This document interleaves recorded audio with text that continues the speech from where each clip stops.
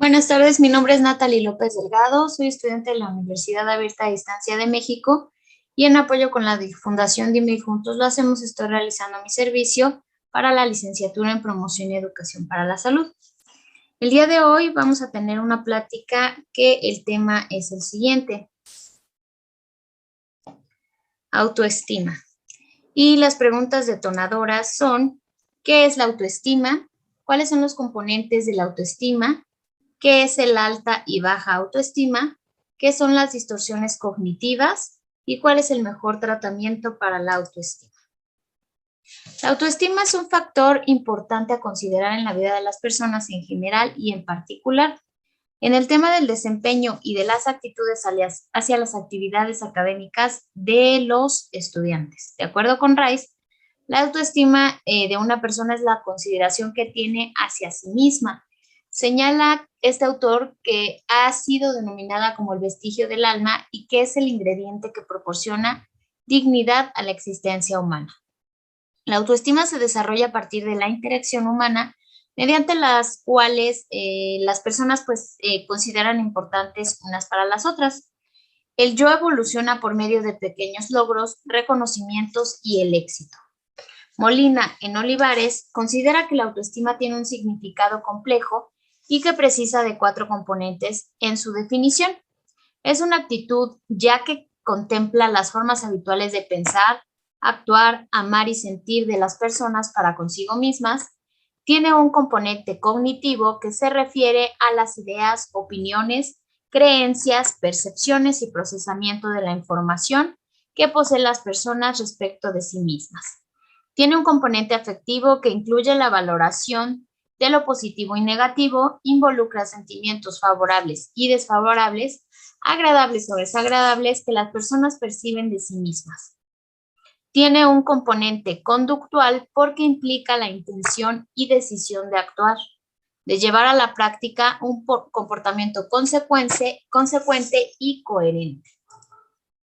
Las ideas anteriores pueden relacionarse por la neurociencia, específicamente con algunos de los principios de aprendizaje del cerebro. Algunos de estos principios son señalados por Cain y Cain en Salas. Estos pueden mencionarse como: el cerebro es un complejo sistema adaptativo, el cerebro es un sistema social, la búsqueda de significado es innata, el aprendizaje implica tanto una atención focalizada como una percepción periférica. El cerebro adaptativo, pensamientos, emociones, imaginación, predisposiciones y fisiología operan concurrente e interactivamente en la medida en que todo el sistema interactúa e intercambia información con su entorno.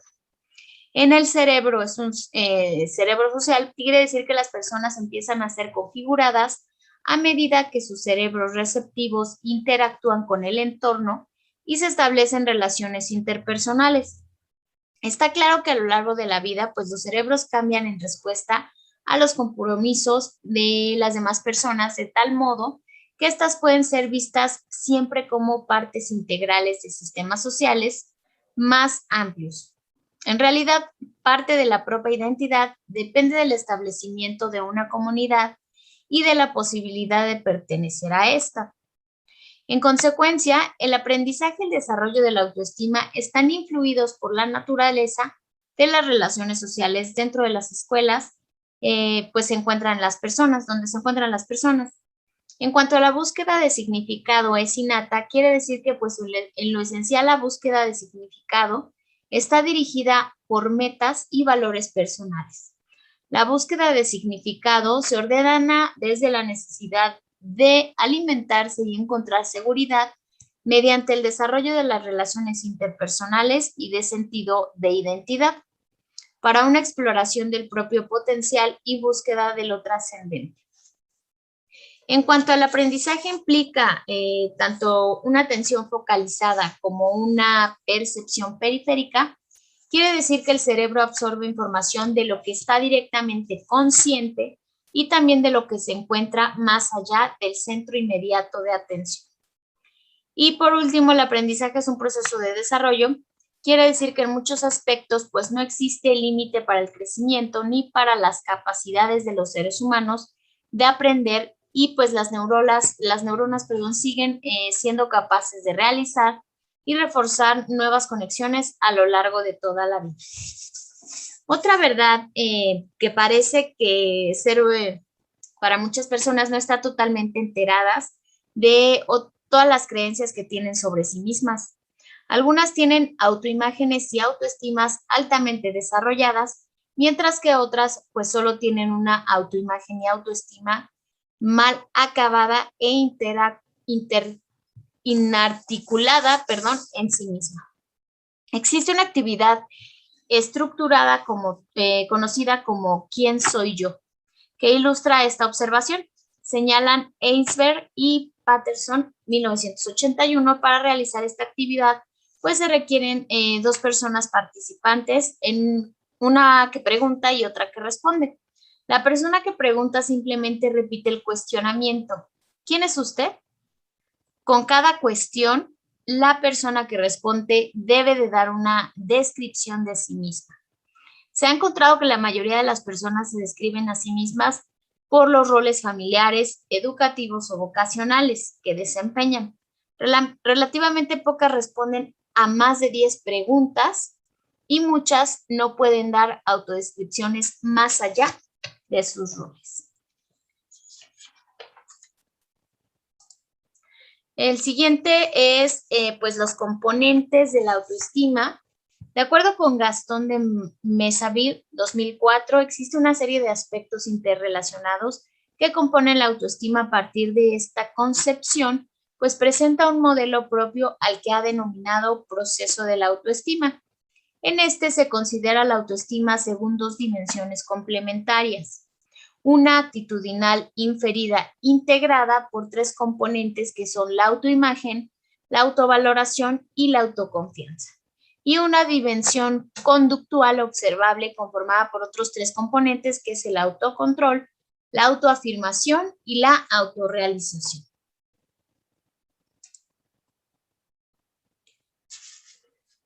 Sobre el primer componente, bueno, más bien a continuación pues se va a realizar una síntesis de este proceso de la autoestima y sus respectivos componentes siguiendo las explicaciones de este autor. Sobre el primer componente, la autoimagen considera que es la capacidad de verse a sí mismo o a sí misma como la persona que realmente es, con sus virtudes y defectos. La persona que tiene una autoestima saludable trata de estar consciente incluso de sus errores, por cuanto la autoestima no se vincula con ser perfecto. Se trata de lograr una percepción básica de las características más relevantes de su propia personalidad, su relación con otras personas y con el ambiente. La autoimagen no es un aspecto estático, incluye el conocimiento propio basado en experiencias pasadas, al igual que las concepciones que la persona va elaborando sobre su posible evolución futura. Generalmente los problemas de autoestima se asocian con una baja autoimagen. No obstante, pues también es posible que una autopercepción de superioridad señale dificultades en este aspecto, dando como resultado lo que se denomina pseudo-autoestima. Al respecto, pues Branden, citado por de Mesaville, señala que la arrogancia, la jactancia y la sobreestimación de nuestras capacidades refleja más bien una autoestima equivocada y no, como imaginan algunos, un exceso de autoestima. Las metas por lograr, pues respecto a la autoimagen, consisten en la búsqueda de un autoconocimiento que le permita a la persona aumentar su capacidad de percibir de manera equilibrada tanto los aspectos positivos como los negativos de su personalidad. Respecto del segundo componente, la autovaloración consiste en que la persona se considera importante para sí misma y para los demás. La autovaloración se relaciona con otros aspectos como la autoaceptación y el autorrespeto y significa que se percibe con agrado la imagen que la persona tiene de sí.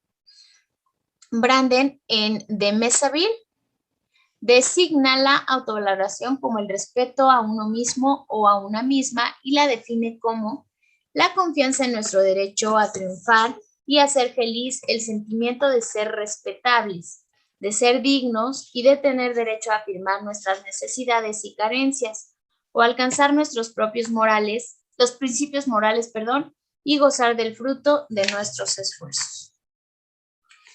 Sobre el tercer componente, la autoconfianza es señalada que está caracterizada porque las personas creen que pueden realizar bien distintas cosas y sentirse seguras al hacerlas. Esta percepción intenta favorecer una buena autoestima y sentirse pues cómodo o cómoda con la relación con otras personas y manifestarse con responsabilidad y espontaneidad.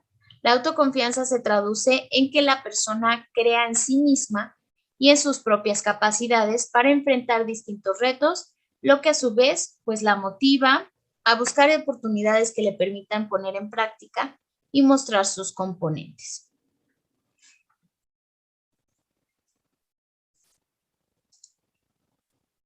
En cuanto al cuarto componente, se menciona que consiste en manejarse adecuadamente en la dimensión personal, dominándose y organizándose bien en la vida.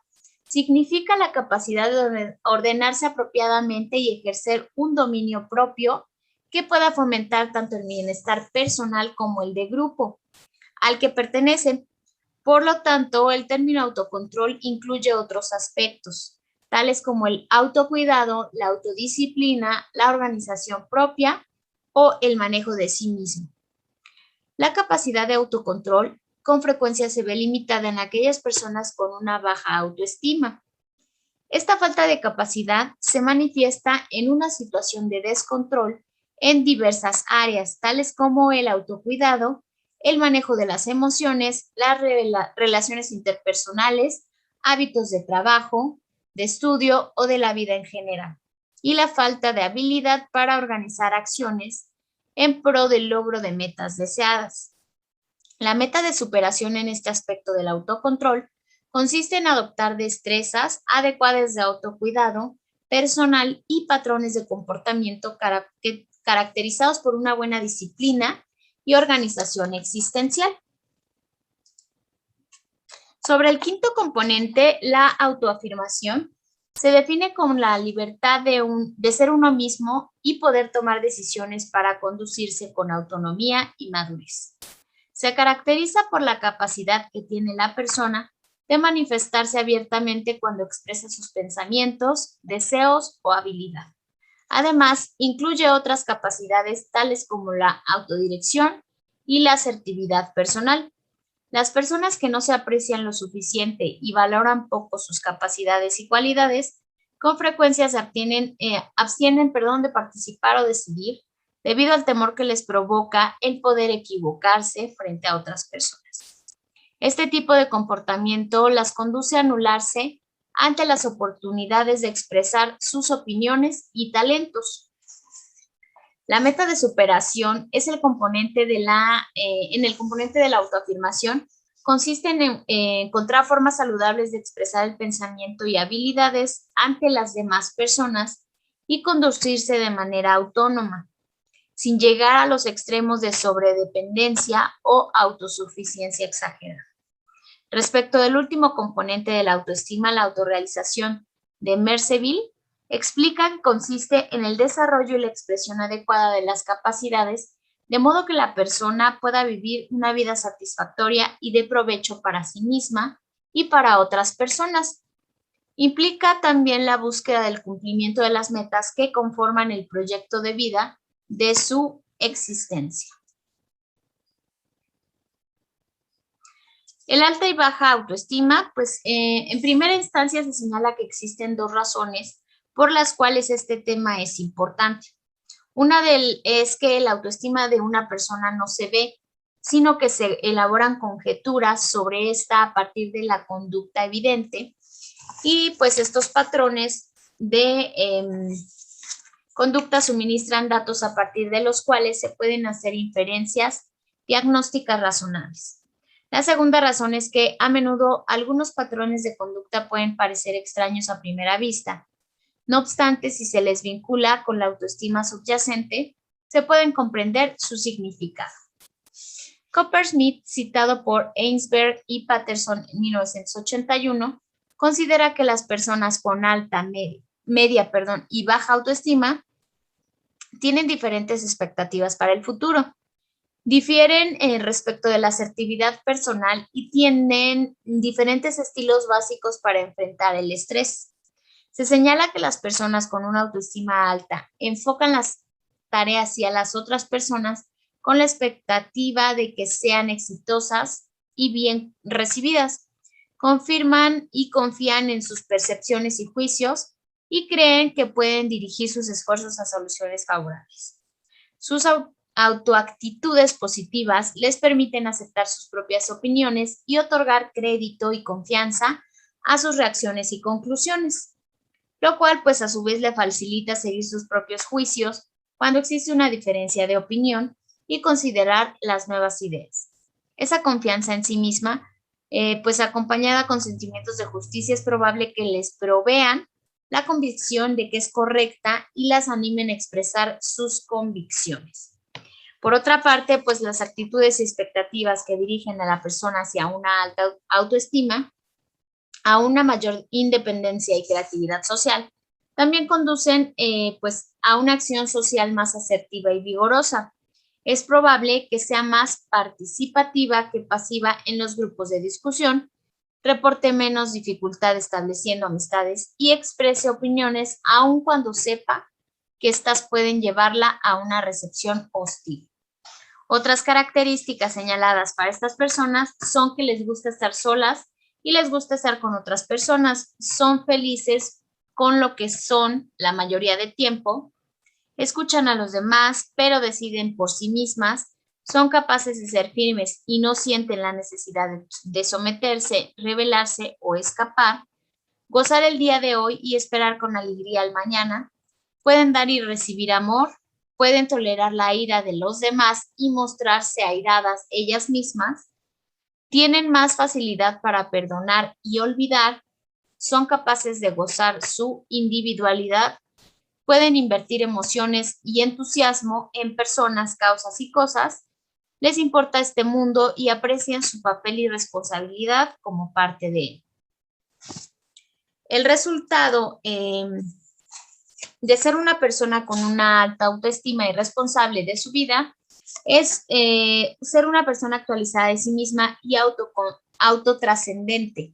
Al respecto, García señala las siguientes características de una persona con una alta autoestima. Cree firmemente en ciertos valores y principios, está dispuesta a defenderlos, aun cuando encuentre fuertes oposiciones y se siente lo suficientemente segura como para modificar esos valores y principios si nuevas experiencias indican que estaba equivocada. Es capaz de obrar según crea más acertado, confiando en su propio juicio y sin sentirse culpable cuando a otras personas les parece mal lo que ha hecho.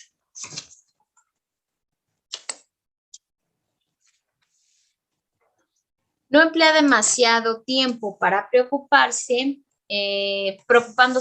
por lo que haya ocurrido en el pasado ni por lo que pueda ocurrir en el futuro. Tiene confianza en su capacidad para resolver sus propios problemas sin dejarse acobardar por los fracasos y dificultades que experimente.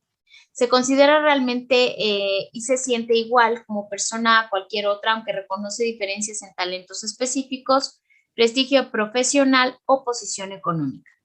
Da por supuesto que es una persona interesante y valiosa para otras, por lo menos para ellas con quienes tiene relación.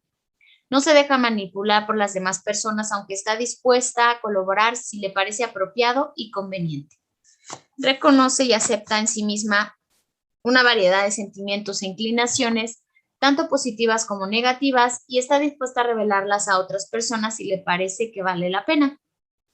Es capaz de disfrutar diversas actividades como estudiar, jugar, trabajar, descansar, estar con amistades. Es sensible a las necesidades de otras personas, respeta las normas de convivencia generalmente, pues aceptadas y reconoce sinceramente que no tiene derecho a mejorar o divertirse a costa de demás personas. En ocasiones el adolescente con una identidad pobre y una baja autoestima intenta presentar una imagen falsa, una fachada con la cual enfrentarse al mundo. Se trata de un mecanismo de compensación empleado para superar el sentimiento de poca valía, tratando de esta manera de convencer a otras personas de que es un ser valioso. No obstante, poner esta conducta en práctica genera tensión. Actuar fingiendo confianza de forma amigable cuando la persona está experimentando lo contrario es una lucha constante. La ansiedad por no dar un paso en falso o bajar la guardia produce una tensión considerable. Una persona con baja autoestima tiene una gran sensación de inseguridad acerca de ella misma. Menciona Satir y pues basa su autoestima en gran parte en lo que cree que las demás personas piensan acerca de ella, lo cual lesiona su autoestima e individualidad. En presencia de otras personas disfraza su baja autoestima, en especial cuando se propone impresionarlas. Estas personas tienen muchas esperanzas en lo que los demás pueden darles, pero a la vez tienen grandes temores porque pues están muy expuestas a sufrir desilusiones y a desconfiar de las personas. Algunas, pues, actitudes habituales que indican una baja autoestima, de acuerdo con García, son las siguientes: autocrítica severa y excesiva que mantiene a la persona en un estado de insatisfacción consigo misma, hipersensibilidad ante la crítica, por lo que se siente exageradamente atacada, descarga la culpa de sus fracasos a las demás personas o a las situaciones y cultiva resentimientos persistentes contra sus críticos. Indecisión crónica, no por falta de información, sino por temor exagerado a equivocarse. Deseo innecesario por complacer, por lo que se atreve a decir que no por miedo o desagradar y a perder la buena opinión de otras personas. Perfeccionismo, autoexigencia esclavizadora de hacer perfectamente todo lo que intenta, que conduce a un desmoronamiento interior cuando las cosas no salen con la perfección exigida. Culpabilidad neurótica por la que se acusa y se condena por conductas que siempre son objetivamente incorrectas. Exagera pues la magnitud de los errores o los lamenta indefinidamente sin llegar nunca a perdonarse por completo. Hostilidad o irritabilidad siempre a punto de explotar, aún por asuntos de poca importancia, propia de la persona supercrítica a quien todo le gusta, lo decepciona o nada le satisface.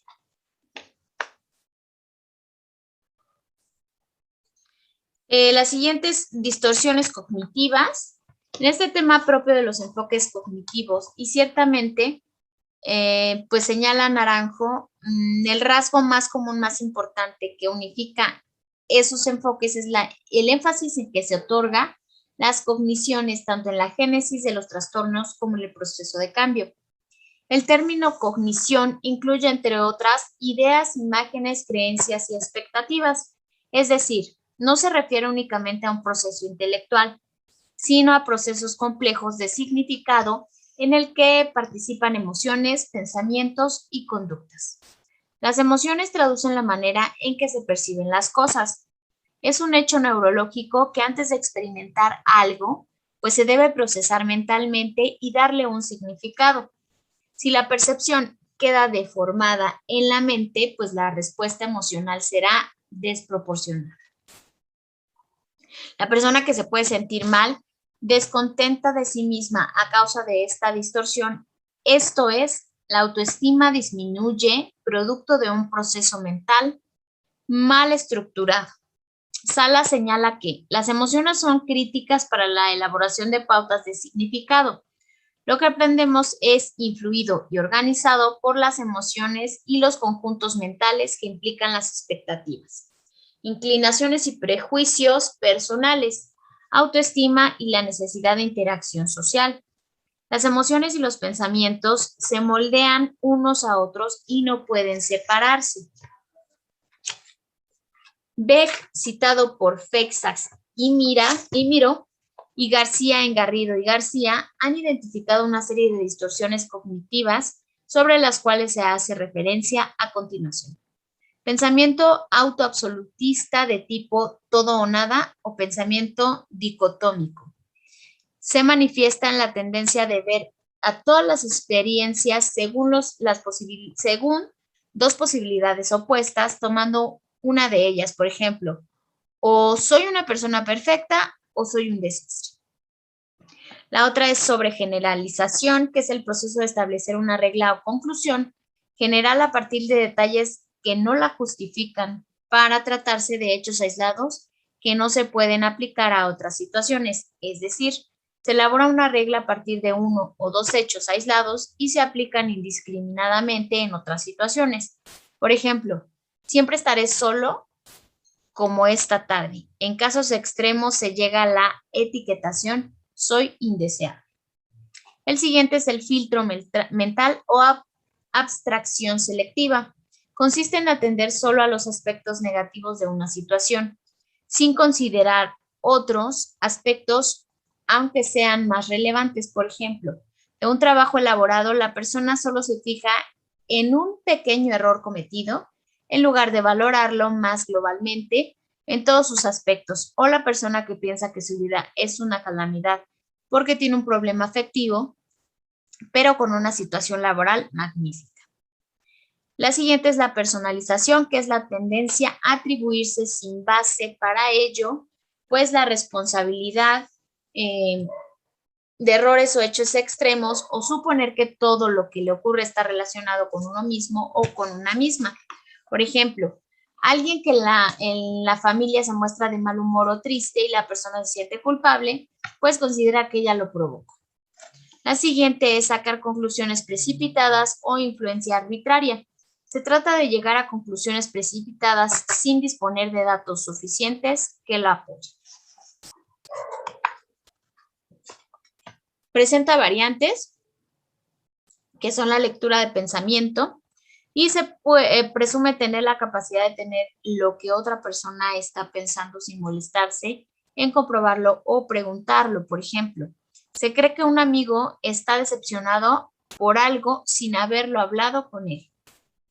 Rueda de la fortuna o tendencia a esperar lo peor. Se considera que algo va a salir mal antes de que haya indicios de pensar. El tratamiento, pues, para la autoestima, la mejora de la autoestima es uno de los tratamientos más demandados que nos encontramos los psicólogos, mediante el tratamiento de autoestima.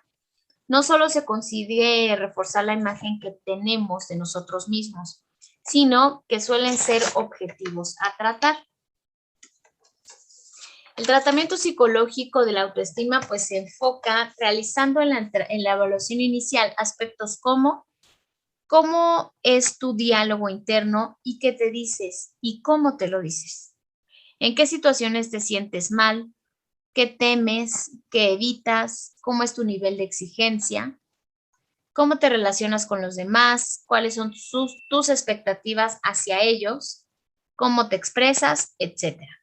Una vez realizada la autoevaluación, teniendo presentes tus objetivos personales, trabajaremos o se trabaja pues para alcanzarlos entrenando aquellas herramientas que mejor se adapten a las necesidades de los pacientes. Esto pues obviamente se da con psicólogos o psiquiatras, depende del diagnóstico que den los médicos. Las conclusiones a las que llegamos pues son las siguientes. La autoestima es la percepción valorativa que una persona tiene hacia sí misma. Es un proceso dinámico y multidimensional que se construye a lo largo de la vida, se desarrolla a partir de la interacción humana. Contiene aspectos actitudinales, cognitivos, afectivos y conductuales. Mediante el autoconocimiento, la persona puede lograr la autoaprobación y por consiguiente la suficiente autoestima para aceptarse a sí misma.